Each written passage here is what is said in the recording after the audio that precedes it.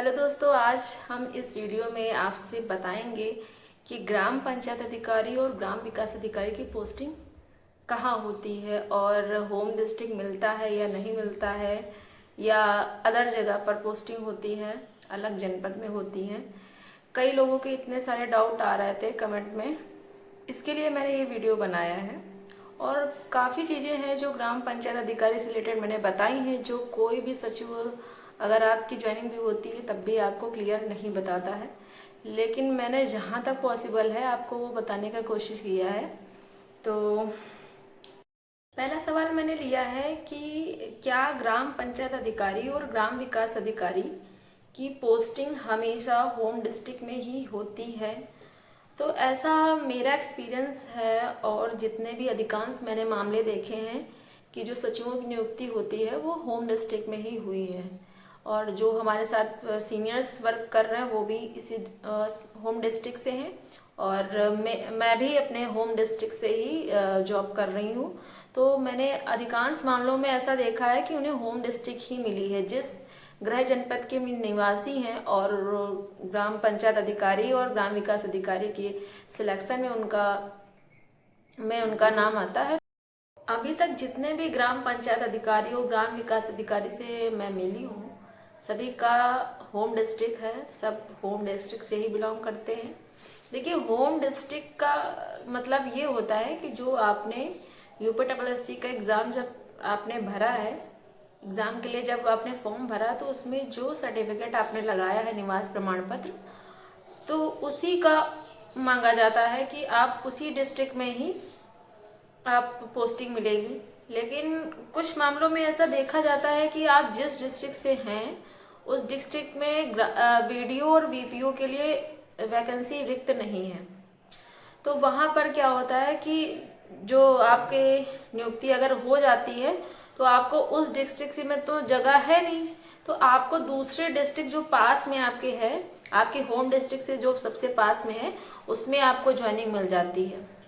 अब जो भी ऐसे जो हैं जो जिन्होंने ऑनलाइन किया है फॉर्म के लिए ऑन डिस्ट्रिक्ट, ठीक है, तो उनकी जब ज्वाइनिंग अदर डिस्ट्रिक्ट में हो जाती है, जो उनके समय रिक्त नहीं थे, तो वो कुछ समय बाद अपना जो है ट्रांसफ़र भी करवा सकते हैं। लेकिन प्रोबेशन टाइम जब कंप्लीट हो जाता है, पर्यवेक्षण काल जब कंप्लीट हो जाता है, तो आप एलिजिबल हो जाते हैं कि पास में अपने होम डिस्ट्रिक्ट कराने के लिए। लेकिन स्टार्टिंग में आपको होम डिस्ट्रिक्ट अगर वहाँ पर वैकेंट नहीं है जगह वीडियो और वीपीओ के लिए, तो आपको अदर डिस्ट्रिक्ट में ही किया जाएगा। वो एक दो रेयर केस होते हैं, क्योंकि अभी तक 2018 की वैकेंसी में के बाद बहुत सारी वैकेंसी अभी रिक्त हैं, और जिसमें आप लोगों का आसानी से हो जाएगा। कुछ ऐसी डिस्ट्रिक्ट होती हैं जिनमें वैकेंट नहीं होता है, या फिर वो नगर पंचायत बन जाती हैं, या उसमें डेवलपमेंट के लिए कोई ब्लॉक या पंचायतें, ग्राम पंचायतें नहीं रह जाती हैं। वहाँ पर ऐसा होता है कि आपको वैकेंसी नहीं देखने को मिलती है। तो समझ में आ गया होगा कि ग्राम पंचायत अधिकारी और ग्राम विकास अधिकारी को होम डिस्ट्रिक्ट मिलना अनिवार्य नहीं है। लेकिन ये अनिवार्य तभी होता है जब आपकी नियुक्ति के समय आपके गृह जनपद में रिक्त पद हो, ग्राम पंचायत अधिकारी या ग्राम विकास अधिकारी के लिए।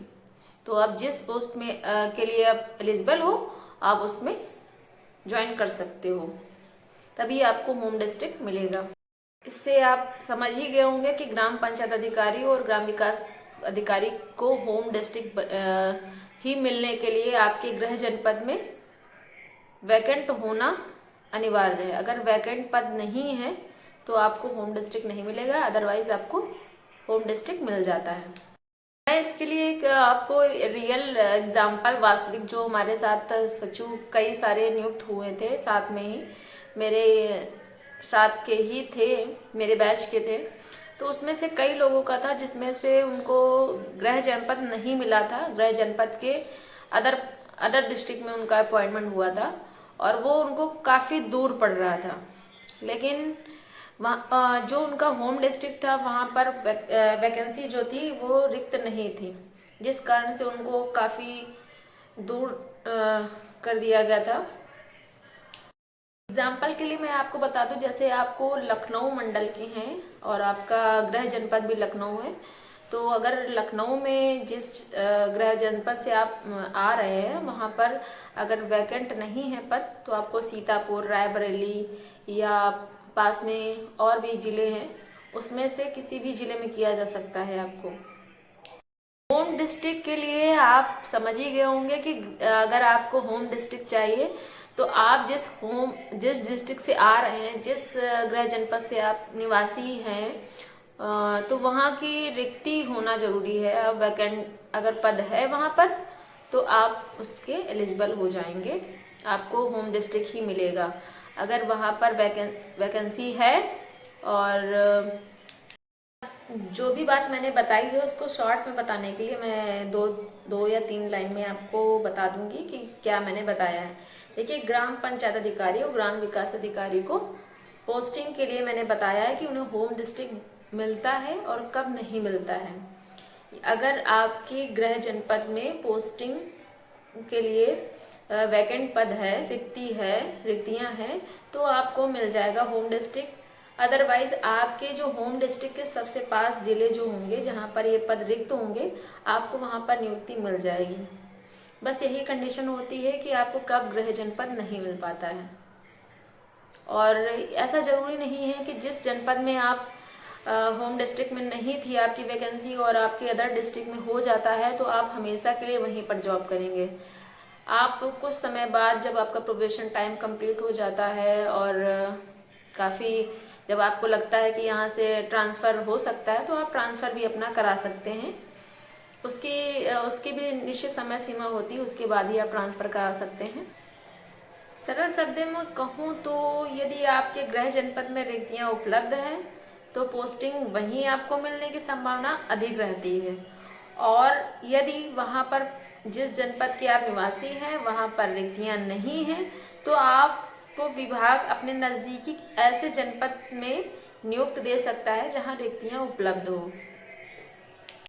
तो आप समझ ही गए होंगे कि ग्राम पंचायत अधिकारी और ग्राम विकास अधिकारी को पोस्टिंग होम डिस्ट्रिक्ट किस परिस्थिति में मिलती है, उसके लिए क्या कंडीशन होनी चाहिए। और मेरे ख्याल से कि मैंने जो वीडियो बनाया है उसमें अभी सब बातें आपको समझ में आ गई होंगी। जो आपको पोस्टिंग से रिलेटेड अभी भी डाउट रह गया हो तो आप पूछ सकते हैं कमेंट बॉक्स में, मैं समय रहते आपको रिप्लाई ज़रूर दूंगी।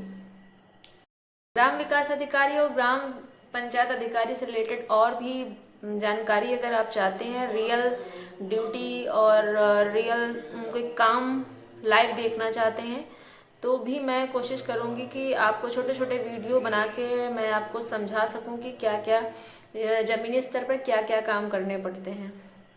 और इन सभी एक्सपीरियंस को देखने के लिए मेरे चैनल को सब्सक्राइब अवश्य कर लें, क्योंकि अगर मैं बना रही हूँ, अगर आप लोग देख नहीं रहे हैं और वो सभी तक नहीं पहुँच रहा है तो फिर मेरी मेहनत करने का कोई रिजल्ट नहीं है। क्योंकि मेरे पास भी बहुत ज़्यादा टाइम नहीं रहता है, लेकिन मैं ये सोचती हूँ कि मैं जब इस वैकेंसी के लिए तैयारी कर रही थी तो मेरे पास कोई गाइडेंस नहीं था कि ये वैकेंसी में जो तैयारी कर रही हूँ ये कैसे करूँगी या क्या काम करना पड़ता है। मेरे घर पे भी ऐसा कोई नहीं था जो मुझे इस फील्ड में जॉब में मुझे हेल्प कर सके, बता सके। बाकी मैंने सभी सचिवों से पूछती हूँ, लेकिन जब मैंने 1 साल इसको किया तभी मुझे इसके बारे में पता चला। पहले जब मैं स्टार्टिंग में गई थी तो मुझे कुछ भी नहीं पता था कि इस वैकेंसी में होता क्या है, एक्चुअल में ग्राम सचिव का काम क्या होता है। ये सब चीज़ें ऊपर ही छोटी मोटी चीज़ें पता थी मुझे भी, बाकी जो ग्राउंड रियलिटी थी मुझे नहीं पता थी। जब मैंने कई सारे सचिव और कई सारे कामों को किया और उसके बाद मुझे ये एक्सपीरियंस आया कि मैं, हो सकता है मुझे इतना एक्सपीरियंस ना हो, पुराने सीनियर्स को ज़्यादा हो, लेकिन पुराने सीनियर्स आपकी हेल्प नहीं करते हैं, वो सिर्फ आपको बता देंगे लेकिन वो चीज़ें नहीं बताएंगे जो आपको वाकई में हेल्प करना चाहिए। मैं कोशिश करूँगी कि आपको सरल और छोटे छोटे वीडियो में आपको ये जानकारी दे दूँ, क्योंकि आप लोग जब मुझे दीदी कहते हैं ऐसा नहीं लगता मुझे आप लोग पराए हैं, मुझे लगता है मेरे ही भाई बहन के तरीके हैं। इसीलिए मैं आपके लिए वीडियो बनाती हूँ। रात का समय भी हो गया है और घर में भी मैं अलग से अपने स्टडी टाइम से कम करके टाइम मैं आप लोगों के लिए बना रही हूँ, क्योंकि मैं ये सोचती हूँ, जैसे मैं पहले समय थी और मैं वीडियो सर्च किया करती थी ग्राम विकास अधिकारी, ग्राम पंचायत अधिकारी के लिए मुझे कोई बताए कि मुझे कैसे काम करना है और उसमें क्या क्या काम करना होता है। तैयारी के लिए भी बहुत सारे डाउट आते थे, पता नहीं कौन सा चैनल अच्छा है या नहीं है। मेरे पास कमेंट आई है कई लोगों की कि मैं दीदी मुझे चैनल बताएं और बुक लिस्ट बता दें। तो जो ग्राम पंचायत अधिकारी का जो सिलेबस है वो चेंज हो गया है, और जो चेंज हो गया है वो जो सब्जेक्ट ऐड किया गया है वो हमें प्रशिक्षण में सिखाया जाता है। उसके लिए मैं आपको टाइम रहते, मैं वैकेंसी आने से पहले मैं उस टॉपिक को आप लोग को जरूर शेयर कर दूँगी। बाकी आप यूपीजी के और कंप्यूटर के लिए अभी से एक बेसिक कोई बुक ले लें जो आपको समझ में आती है, लूसेंट या परीक्षावाणी में से, तो उससे आप अपनी स्टडी कंटिन्यू रखें और यूपी ट्रिपल एस सी पेट में स्कोर अच्छा करें, क्योंकि पेट में स्कोर हाई कट ऑफ इतनी जाती है कि सारे बच्चे एग्ज़ाम नहीं दे पाते हैं। तो आपको अभी से स्कोर अच्छा करने के लिए यूपी ट्रिपल एस सी पेट 2026 में अच्छा स्कोर करना है, और मेरे द्वारा जो भी एक्सपीरियंस दिया जा रहा है उसको जब आप ज्वाइन हो जाए तो उसमें यूज़ करें। धन्यवाद।